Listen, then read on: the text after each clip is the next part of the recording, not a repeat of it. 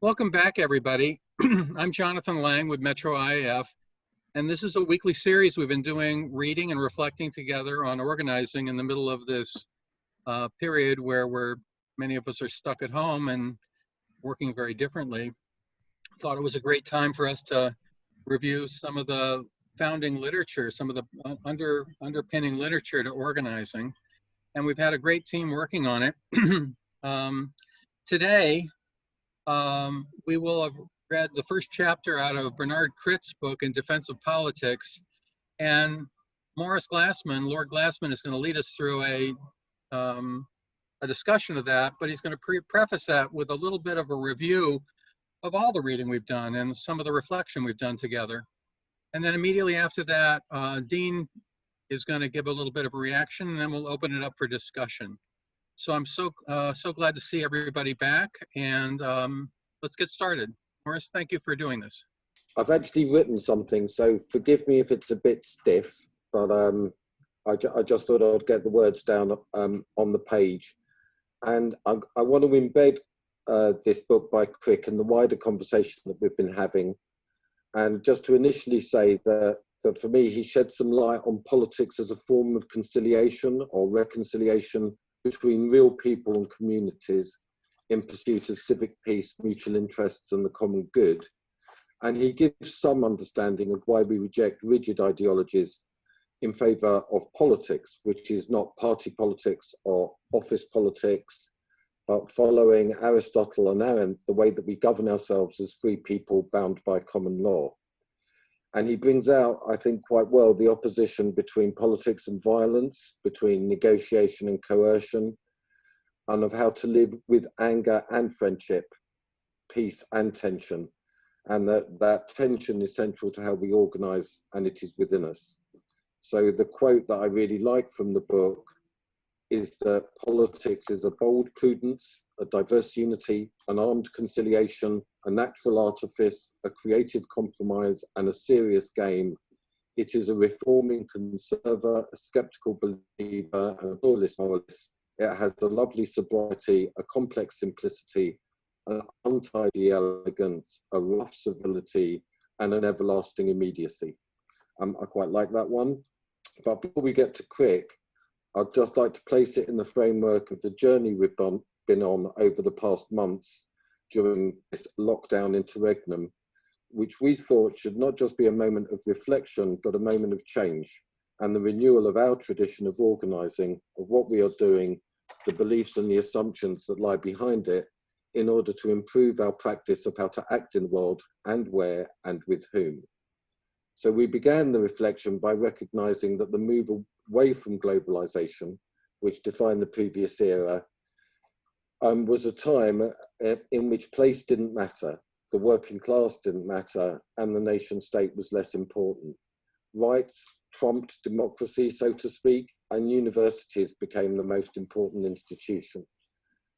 Alinsky wrote about how the Chinese symbol of danger also means opportunity, and how this reflection was organised around the assumption that the new era would have an increased role for democracy and the nation state, for the working class, and the places where people lived and worked mattered more than was assumed, and this could be conducive to a renewed form of organising, understood as the formation of a civic organisation that could bring previously isolated or estranged interests together in mutual relationship to resist their domination by the market and the state. So we engaged in this in the full knowledge that as lockdown is lifted, capital will act to retrieve its losses, tenants will be evicted, homes will be repossessed, jobs will be lost, wages will be suppressed, and the need to build civic alliances across divisions will be more intense. So broad-based organising is necessary, and those who have not previously participated need to be welcomed. So who is missing is one of our questions. And then we looked at Karl Polanyi and the Great Transformation to get a better understanding of the power of the market to, and this is an ugly word, commodify human beings and nature. In other words, to turn creation itself into a commodity subject to fluctuating prices given by money. Also, how the state wished to administer society without relationships or mediating institutions. Both are served by the liquidation of solidarity and society. So the power we seek, according to this, is to resist the dehumanization of people and the desecration of what is sacred and nature through building a relational power that could resist this domination through politics. It is no surprise that Christian and other faith communities became the bedrock of organizing, because at least they do not think that the market created the world.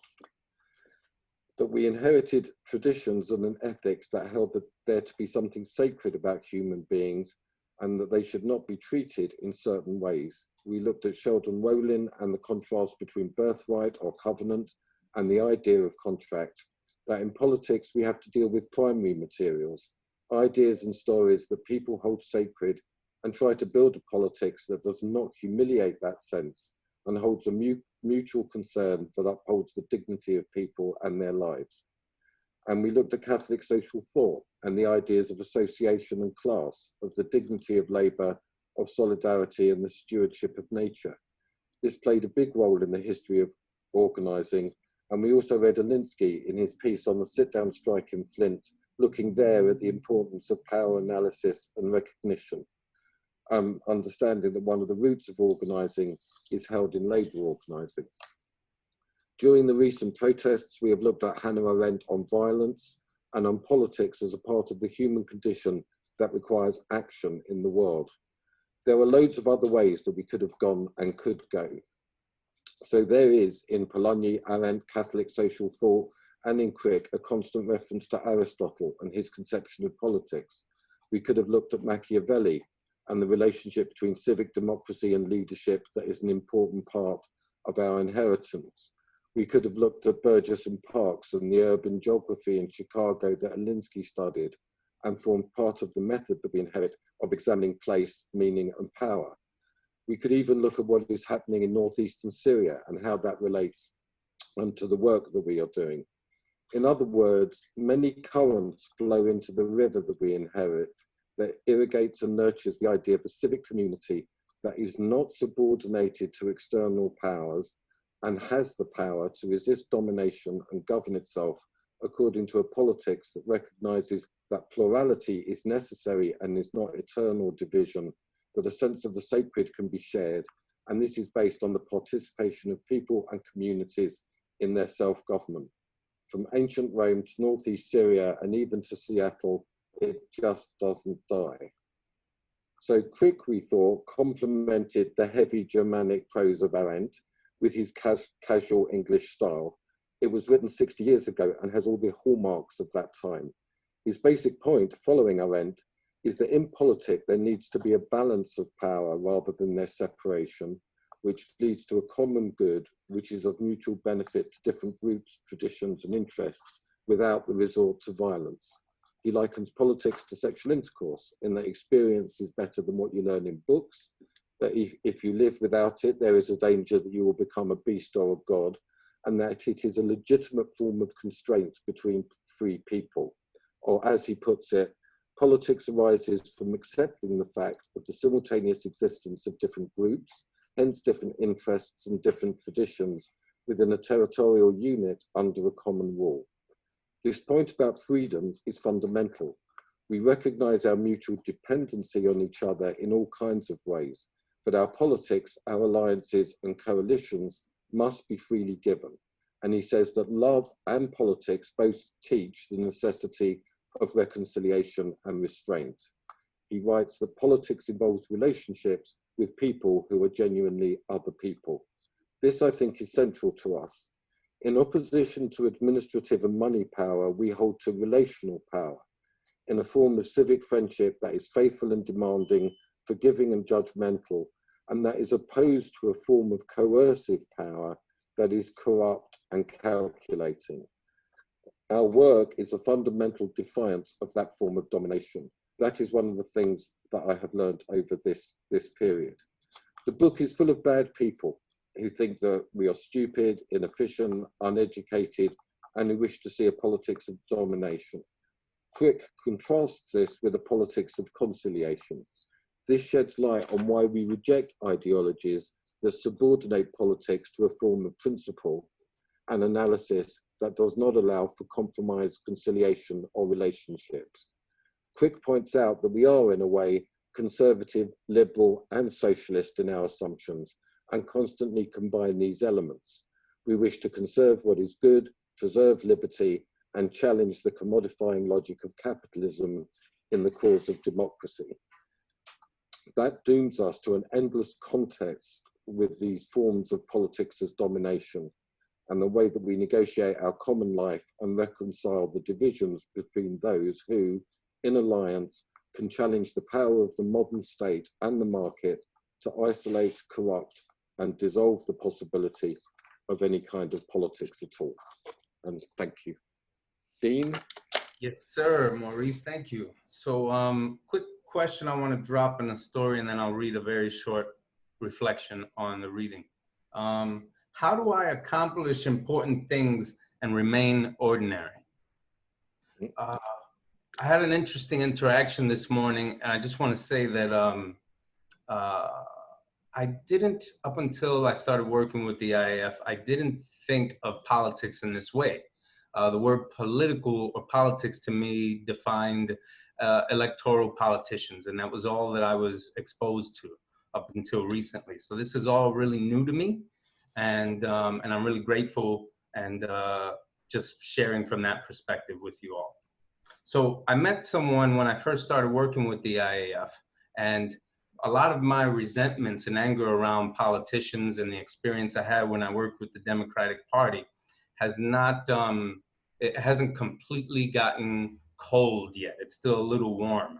So sometimes when I'm interacting with folks, I can flare out a little bit if I don't notice. And I sort of recognize that today, ironically, as I'm reflecting on this reading, and I had to figure out a way to work with someone that's not sure if they want to work with me because of my attitudes towards politicians. So anyway, just hold that for a second as I read this. Politics, as described by Bernard, is the embrace of goodwill. It is the act of getting along without agreeing. It is violently rival siblings enjoying a holiday dinner.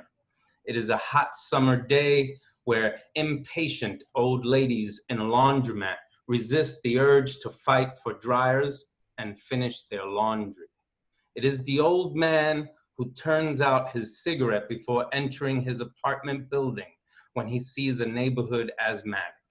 It is the development of mutual respect in a meditation class where the only person of color is a rough inner city kid with such a thirst for knowledge he brushes off classist and occasionally racist remarks from the wealthy white students that later grow inspired by him. Bernard's politics is the stability of a conflicted collective of ordinary people, a stability that wouldn't be important if everyone got along perfectly. The stability is often lost to electoral politicians so hungry for moments of fame, they suffocate the participation of ordinary people. I know this firsthand. I still often catch myself choking on old resentments toward really important people. The distaste described in the first chapter was too mild in my opinion, but I will leave enough room for that mildness and my own explosive resentment to stand together. This way, I don't destroy the goodwill and politics I just pointed towards. Thank you. Why don't we get reaction from anybody who wants to talk about this? And reaction to your piece and Dean's reaction as well. Bryn, would you like to speak? Yeah, thank you very much, Judy. Yeah, thanks, Maurice. That was really, really lovely. And when I first met you, you used to talk a lot about the reconciliation of estranged interests. And I feel like I know where this is coming from a bit. And the idea of the polis as being more than just a city as well and being a political community. I just think this just gives us a really good backstory to why we build broad-based organizations, amongst other things. What I wanted to ask you though is how do we take these ideas we've seen surface in Iran's work and Polanyi's critique of the market and actually build that civic organization that can, you know, be the power to get to change the laws that we're bound by? How do we do that? I'll just begin there. It's not just how we do it, but where we do it. You know, where are the places where there are unreconciled interests? Where are the places that we can build across those interests? I'm just saying that the Polanyi stuff, the Catholic social thought, the Sheldon Wolin, the DRN and the Alinsky all point towards a form of political community that resists, you know, the domination of the market and the state over the commune or the polis, if you like, Brent. So I mean, in your case, I would imagine that somewhere like Salford would be quite a good place to do that in Manchester, not a whole city, but a part of the city that has quite a high density of civic institutions. Both of your reflections very helpful. I found myself nodding the whole time that Dean was speaking. A couple of these sessions ago, one of the questions was what was our first our first experience in public life, and it made me think about when I was pretty young, 8 or 9. I come from a very working class family. In the neighborhood we lived in, we didn't have. We were the only neighborhood that didn't have sewer infrastructure. And so my mom organized her street because our basement was flooding with sewer. And so I have a memory of public life where all these neighbors came into our living room, which was a big deal because we had a little house and we rarely let people come over except for family. So all these neighbors coming over and discussing, and there was arguing and discussing and debating, and eventually we get sewer pipes in our backyard and through that whole street. And then once our street got it, the rest of the neighborhood got it. But it made me think how much that had an impact in me understanding politics. And, you know, Crick also wrote the introduction to Machiavelli's Discourses. Yeah. And when I read Crick, I came across Discourses and I thought, I've never heard of Discourses. I only hear about the Prince. And so in so many ways, we're only taught about unilateral power. And, you know, Machiavelli makes the argument that a republic is much harder to build, but it is way more difficult to destroy. Whereas a dictatorship or, you know, totalitarianism is easy to build, but difficult to tear down. But, you know, just how little we get exposure to a different kind of public life. And so when people say, how do we do this? I just think, how do we, in a more massive way, create these small, local, you know, neighborhood area engagement in street, you know, what's happening in people's blocks and neighborhoods, and not feel like it necessarily has to connect to some grand scheme plan, but to give people the experience of public life, of the grittiness of it and the struggle. So anyway, I appreciated both of your comments, and I think there's just a lot to mine with Crick. But one thing I don't see him do in this book is he really never grapples with power. He doesn't dig into it. And so I think that, you know, something that needs to complement that, but he certainly goes into it, you know, not power, but how power plays out in his introduction of Discourses. Yeah, I'd just like to lift up a couple of things. One, perhaps picking up on what Amy just said, not engaging so much with, so if you will, the mechanics of power, how power comes to be. He says in one place, when he defines politics as the activity by which differing interests within a given unit of rule are conciliated by giving them a share in power in proportion to their importance to the welfare and the survival of the whole community.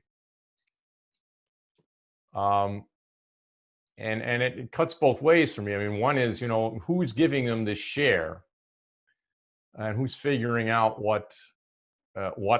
how important they are to the survival of the whole community. I mean, I think one of the things that we picked up right on at the beginning, Maurice, in your article, is the way in which the COVID situation has lifted up entirely different groups of people who are now seen as, as important and terribly important to the welfare and survival of the whole community, in a kind of shift of who is seen as important and who is not. On the other hand, I think we all realized they're not just going to get power because somebody recognizes that. And that seems to me a bit of a conundrum or a bit of an issue that he doesn't really, I think, get into. And it goes back also to recognition, but then recognition in and around the capacity of those people seeking conciliation also to be able to act.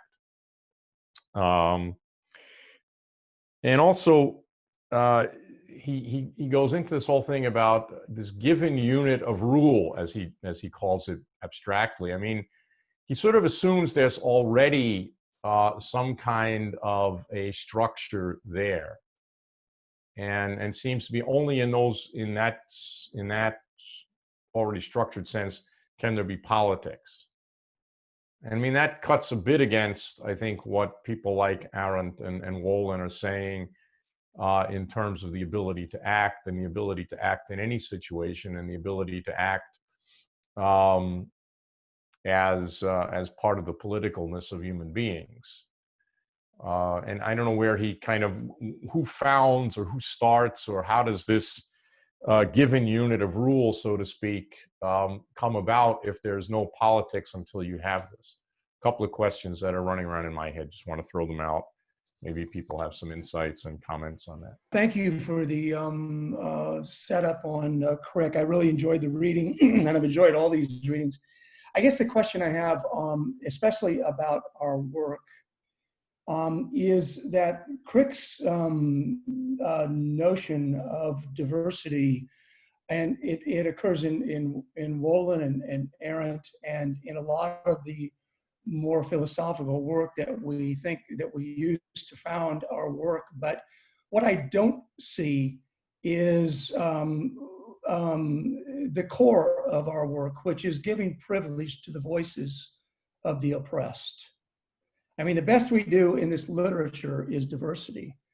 And I'm thinking in particular Paulo Freire, the pedagogy of the oppressed, and the privileged knowledge of the oppressed. And that's, I mean, from the beginning of the work that I've been participating in IAF to now, I'm just continually impressed by the fact that that's what we're about in the politics that we do, is that those voices are hardly ever included, hardly ever included.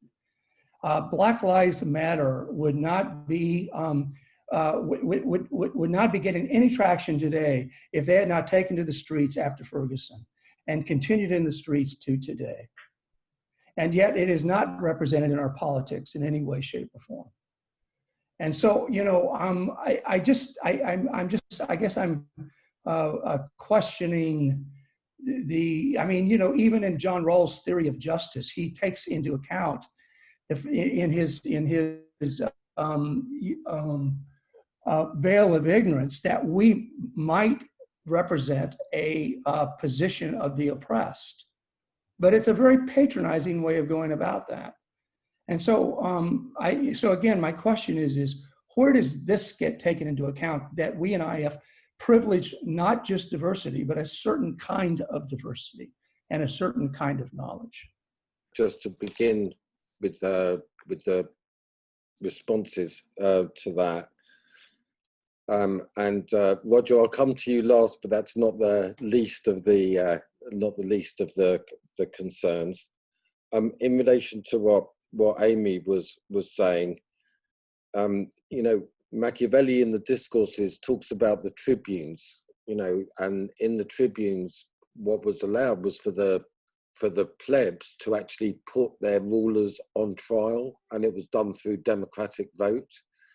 It's McWilliams has, sorry to be like this, but McWilliams has written a really interesting book on this called Machiavellian Democracy.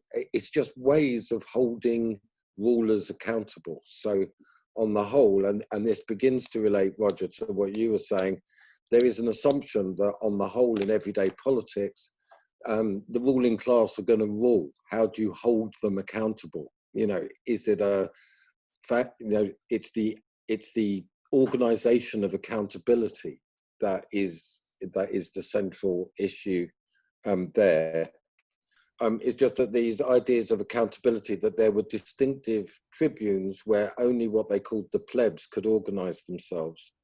And there were sort of what we would call accountability assemblies in ancient Rome that did that. So I think that whole Machiavelli area is just in relation to what Leo said and Amy at the end. Crick doesn't really talk about the power. The interesting thing about it was this act of building the coalitions, and that's what I was trying to shed some light on the necessity in politics of compromise, of conciliation, and of those things.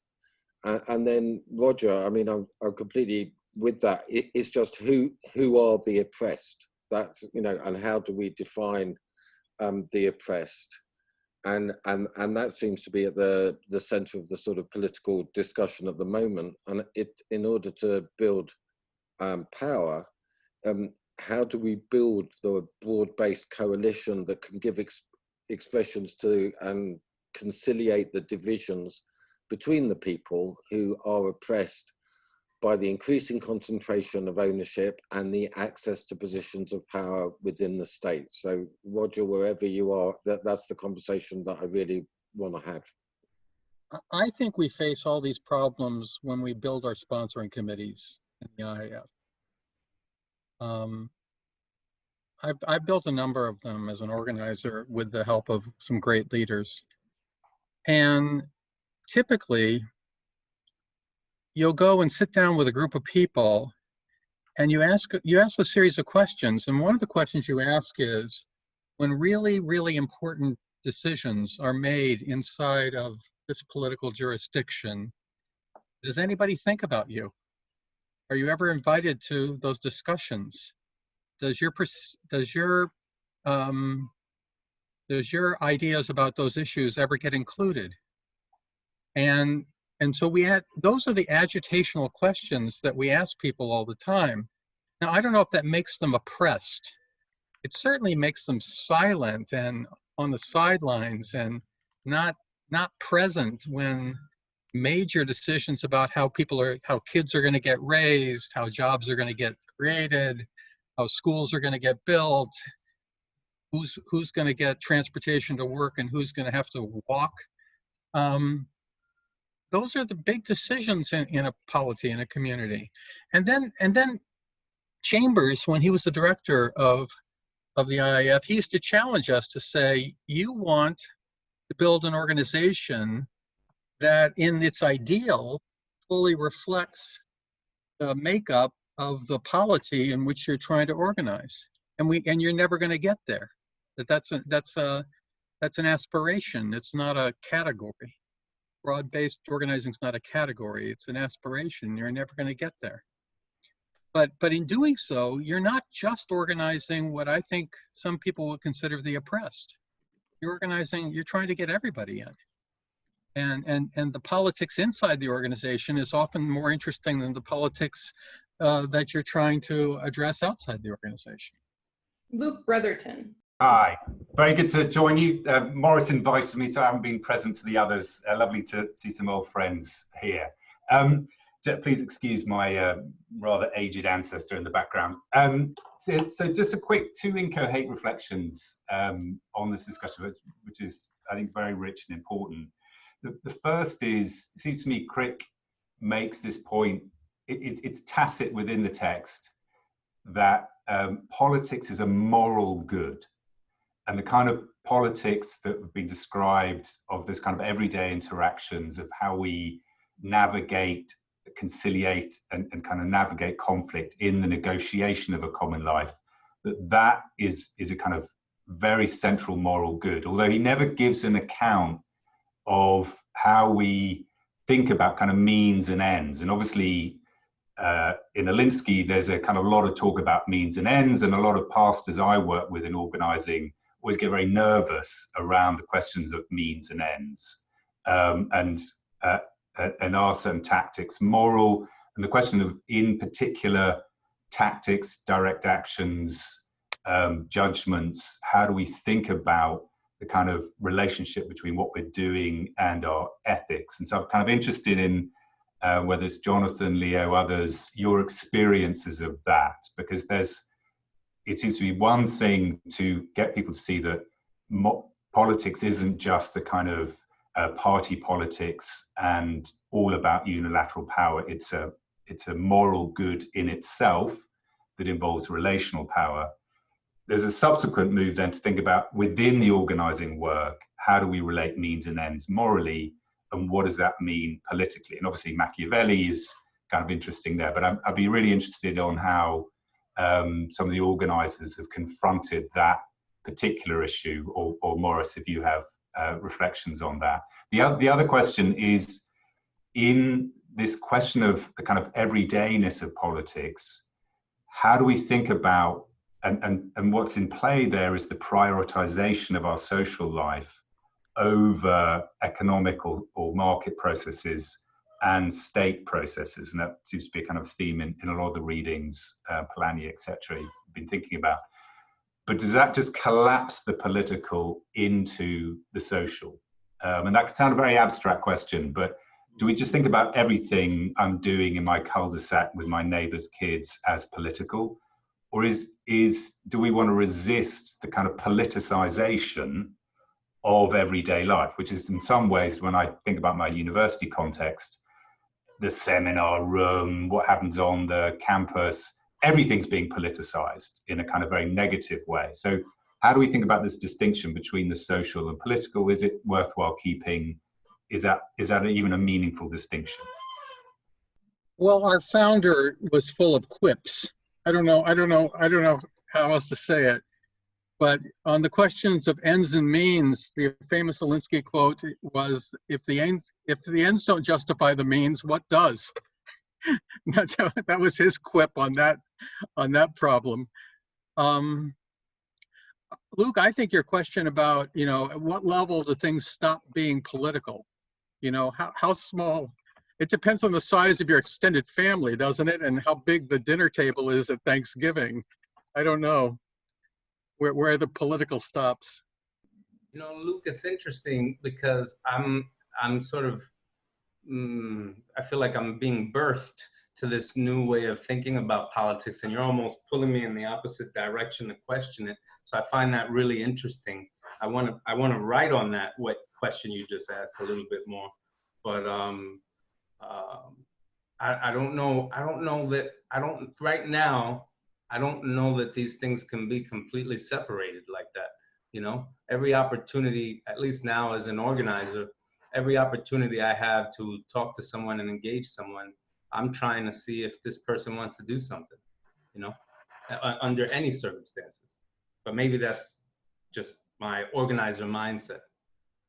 Just if I can just jump in on that. I mean, I think, so I'm fully sold on, and I teach extensively, I think you gave a wonderful account of it, Dean, of exactly that vision of politics. I'm also, and this is probably just the kind of terrible world of academia that I have to kind of navigate, but the sense in which even pronouns become political, and that sense of which the kind of relational practices which you beautifully articulated as part of reweaving our common life is vital. But is there a way in which the kind of over politicization, so that everything's contested, actually undermines the kind of practices you laid out so eloquently?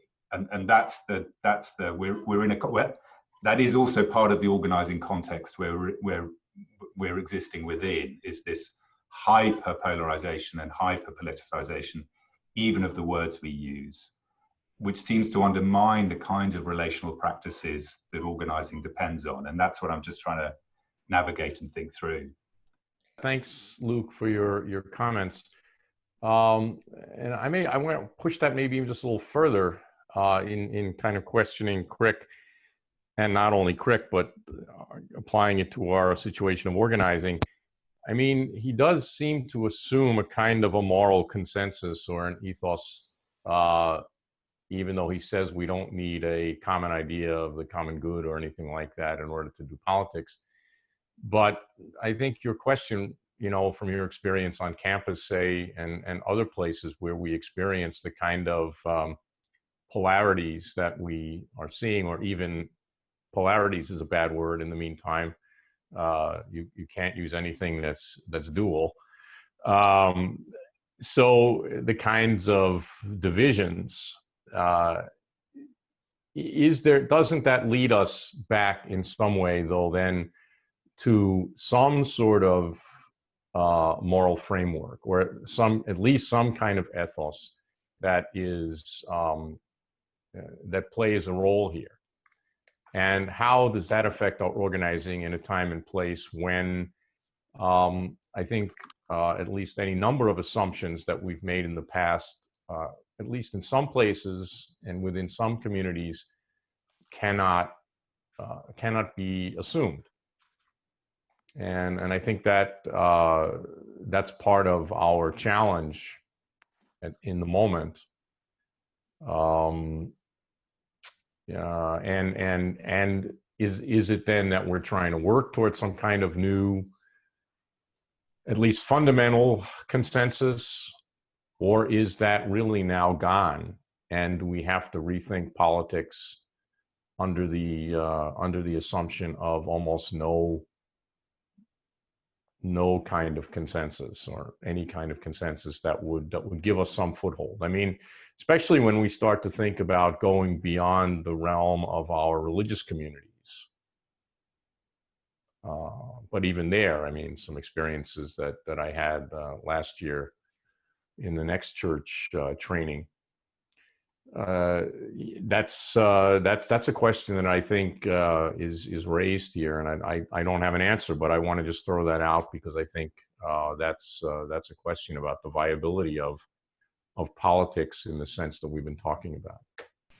Leo, I apologize. I got distracted with my technology here with regard to your last comment, but I would like to go back to something you said earlier. But I'd like to start with, I think it's useful to talk about the pros and cons of what Crick does and what he doesn't do.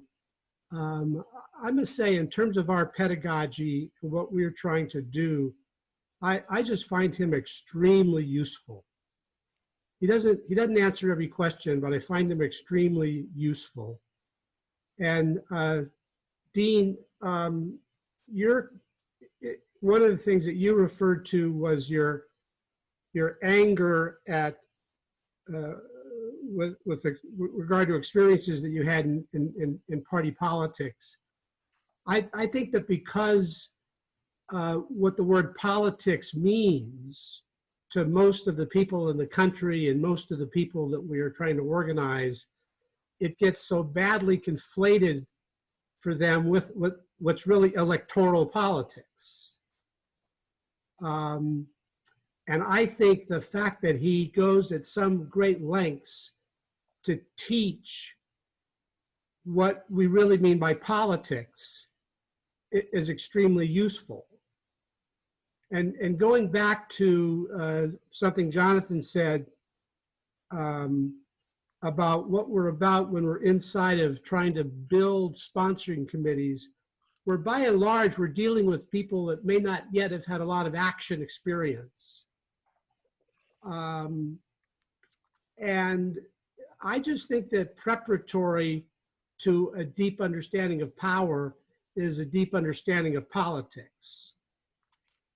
Because Jonathan taught me and others years ago that what we do in building our broad-based organizations is something suited to Western democracies, and that there is a level of assumptions and a level of stability in which the kind of organizing we do has a place. And I think that's accurate.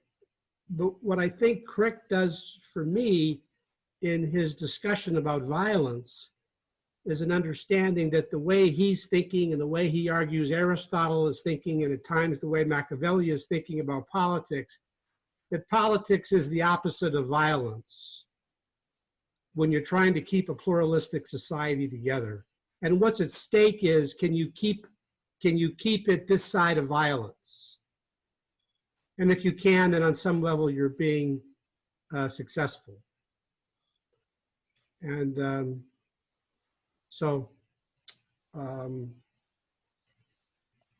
it goes to something you were saying that got triggered in me, Leo, about this notion of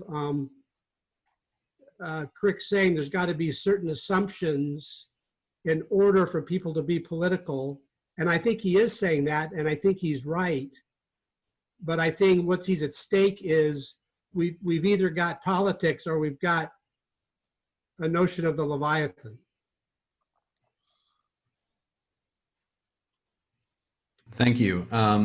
As I've been going through, and I was reading Crick and I was reading politics and was reflecting on what we've been doing here, we've been working on recruiting small businesses and even going out and talking to farmers in the field. And the conversations are both very different than what we've been having with religious organizations that we had, but also very similar in the sense that pretty much every single one of these places, from the farmer on the Eastern Shore with his 25 acres to the person running a market stall with milk and eggs and cheese that he goes around and collects from people, all of whom are related to him, and to the small business owner, like a gym owner who's trying to figure out how to be involved in this whole new moment.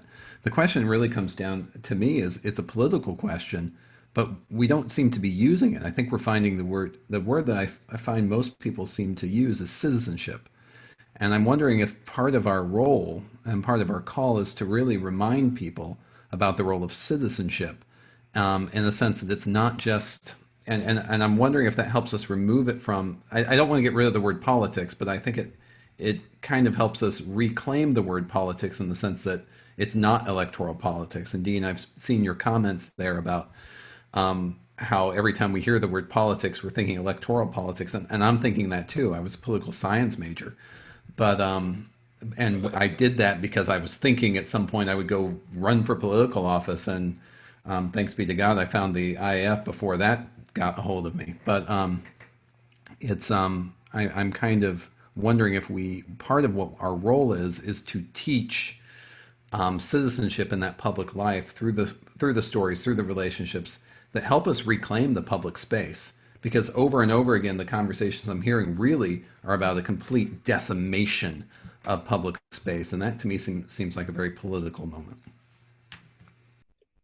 I'll just begin reflecting on those different things, and just in relation to Luke and what you said. I mean, one of the good things in Crick is that he understands that what we're doing is paradoxical, so we're simultaneously outlining a concept of civility, and this relates to what Dean was saying. We need to build our coalitions or our alliances in order to increase our power, that we can't do it on our own, and that we have some understanding that the real powers in the world are these powers of what we talked about, commodification, so that everything is turned into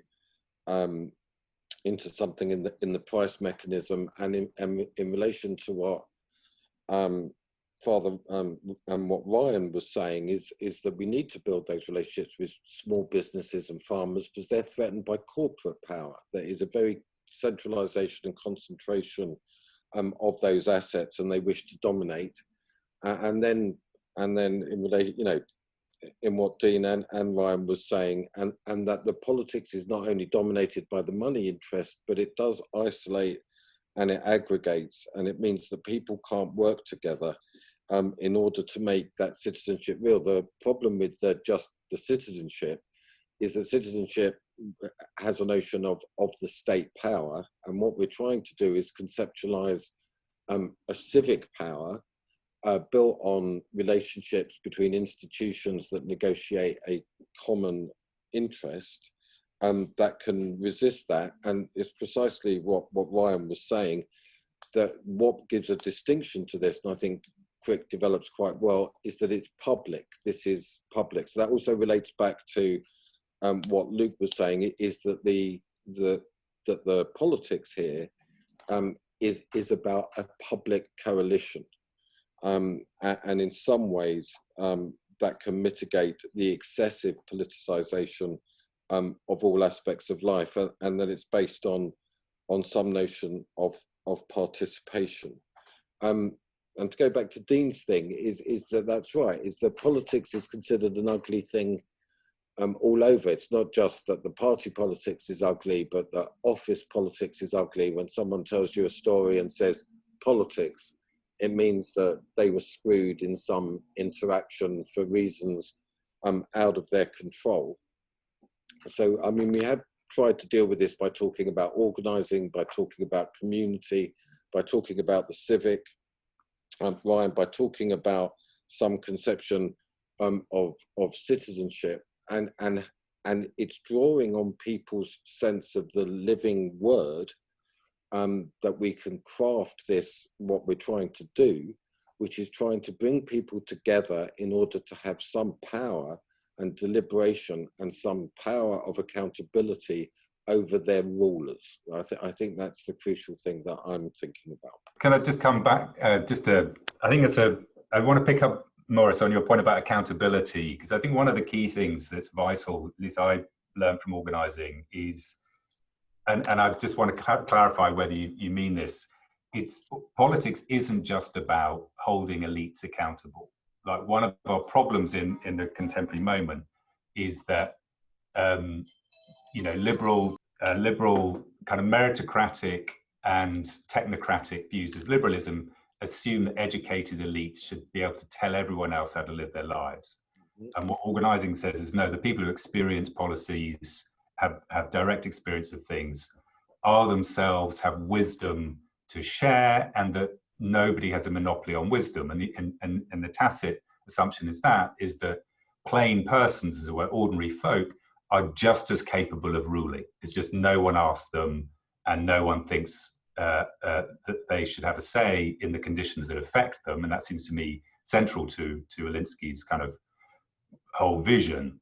But then the question is, how do people gain the agency to be able to affect the conditions that affect them, whether in the workplace or in their neighborhoods or in the broader kind of political community? And so the key assumption there is that politics isn't just about holding elites to account. It's about the negotiation and conciliation and conflict resolution between all people as we construct a form of common life that's more just and loving. And that's a very different vision of politics. I think it runs through kind of Crick and Aristotle, and I would say Aquinas and Augustine and blah, blah, blah.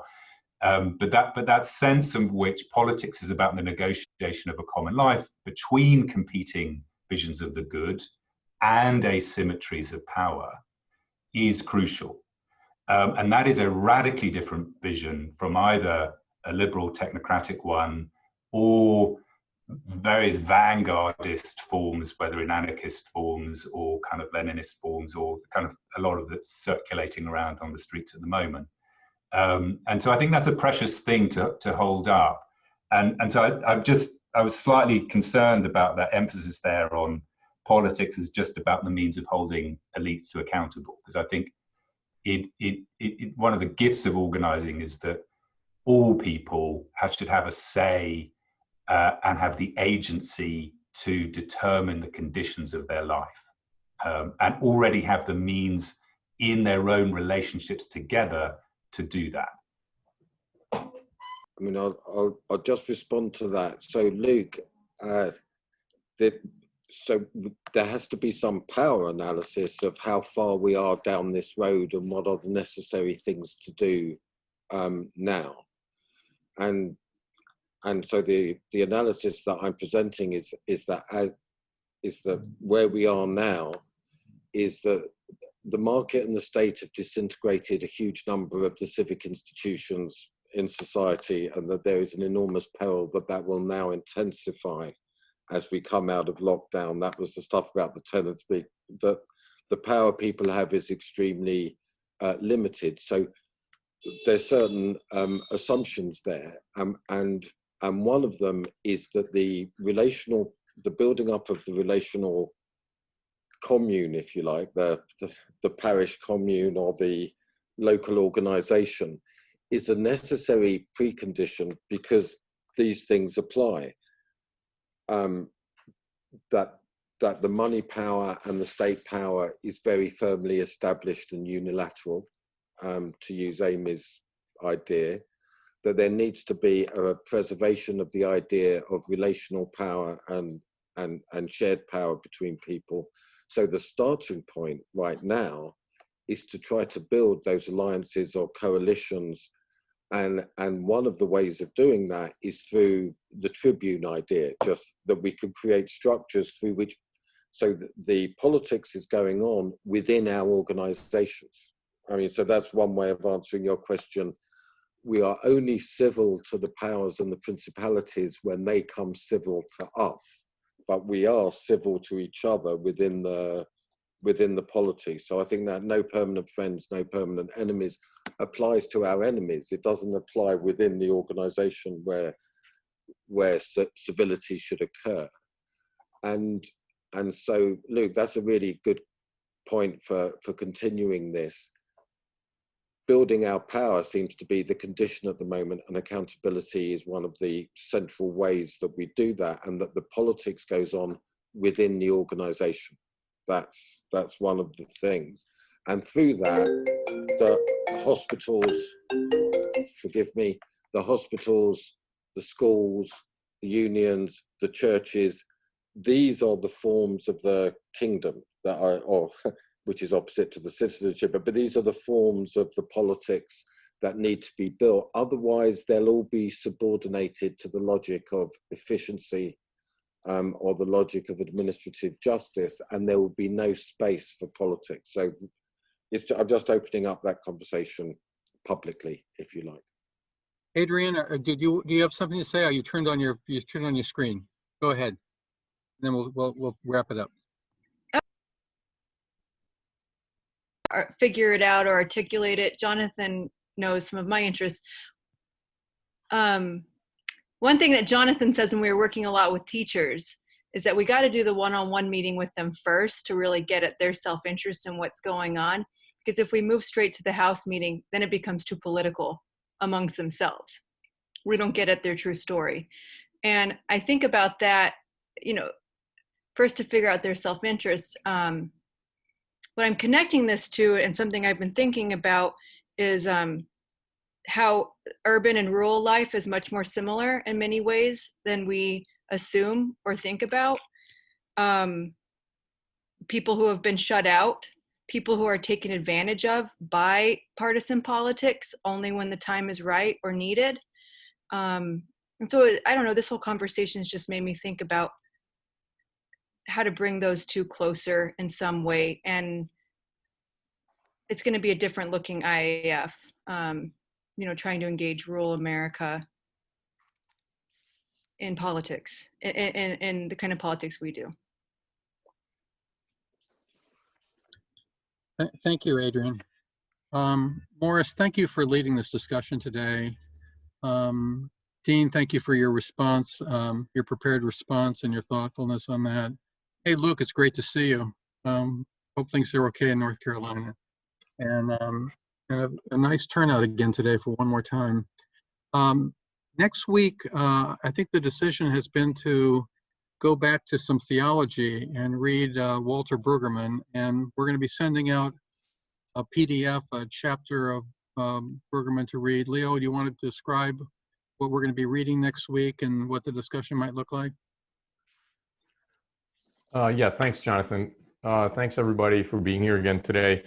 Yeah, we would like to read, it's a chapter plus a couple of pages at the end from a book by Walter Brueggemann, probably a name known to most people who have had anything to do with the scriptures. The book is The Prophetic Imagination. Fundamentally, he makes the argument that the prophetic imagination is about what he would call, on the one hand, prophetic criticizing, and on the other hand, prophetic energizing.